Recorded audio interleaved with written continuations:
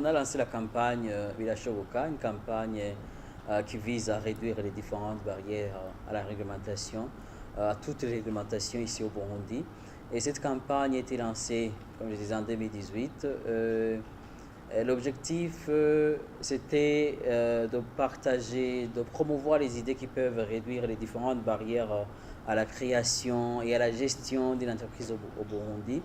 Et depuis 2018, on a mené cette campagne où on avait invité les parties prenantes dans le secteur de l'entrepreneuriat au Burundi pour essayer de discuter des voies et moyens qui peuvent aider à créer un environnement qui favorise réellement l'environnement de faire des affaires au Burundi, en passant par la réduction des frais, du temps et des documents pour créer une entreprise au Burundi. Alors, à travers ces études, nous essayons de développer des propositions, des recommandations qui peuvent aider les décideurs politiques à comprendre les meilleures décisions qui peuvent aider réellement à créer cet environnement que les entrepreneurs ou bien le pays ou bien les Burundais veulent voir d'ici 10 ans, d'ici 5 ans.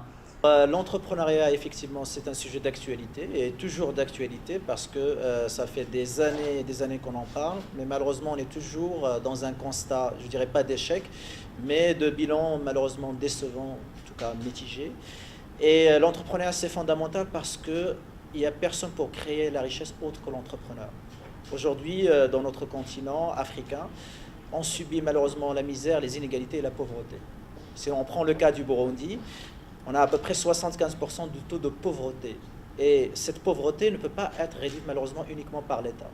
L'État, il a déjà essayé, il a des moyens qui sont limités, mais on ne peut pas compter uniquement sur l'État. Donc, d'où l'importance, effectivement, de se poser la question comment les entrepreneurs peuvent contribuer à réduire la pauvreté et mettre le Burundi sur la voie de la prospérité. Alors, vous savez, les défis, c'est à peu près la même chose qu'on retrouve aussi en Europe, aux États-Unis. Maintenant, c'est une question de degré.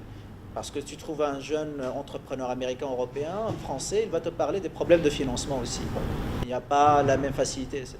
Maintenant, c'est une question de degré. Donc, l'essentiel des obstacles qu'on a identifiés ensemble, d'abord, donc, il y a le problème de financement, c'est un classique.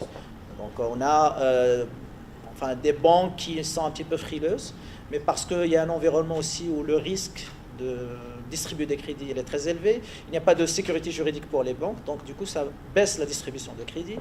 De la même manière, on a identifié le problème du foncier. Même s'il y a énormément de terres, mais les réglementations bloquent l'accès à ce foncier, donc du coup il est très cher. Le coût du travail aussi, il est très élevé par rapport à la productivité réelle donc des travailleurs burundais et africains de manière générale, mais aussi surtout les coûts institutionnels, c'est-à-dire les coûts de se conformer à une loi, de respecter une procédure, d'avoir une signature. Ça demande énormément de temps, d'énergie, d'efforts. Et au lieu, les entrepreneurs ne sont pas faits pour ça. Ils sont là pour créer de la richesse, des produits, de l'innovation. Ils ne sont pas là juste pour rester en train de voir qu'est-ce que le bureaucrate va m'imposer ou quoi que ce soit.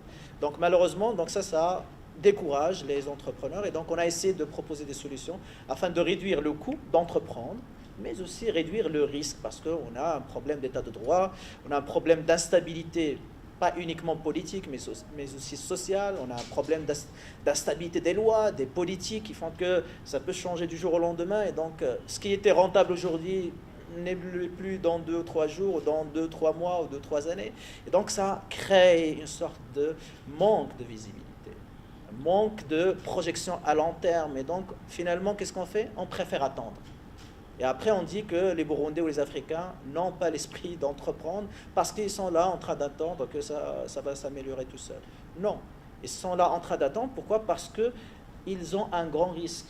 Ils ont peur d'investir demain et après-demain, on va leur changer tout le cadre entrepreneurial, ce qui fait qu'ils risquent malheureusement donc de perdre leur argent. Donc c'est tout à fait légitime qu'ils soient dans une situation d'attentisme. Donc si on veut encourager les jeunes, les moins jeunes, burundais et africains de manière générale, à entreprendre, il faut quand même leur donner de la visibilité, c'est très important. Il faut leur inspirer confiance.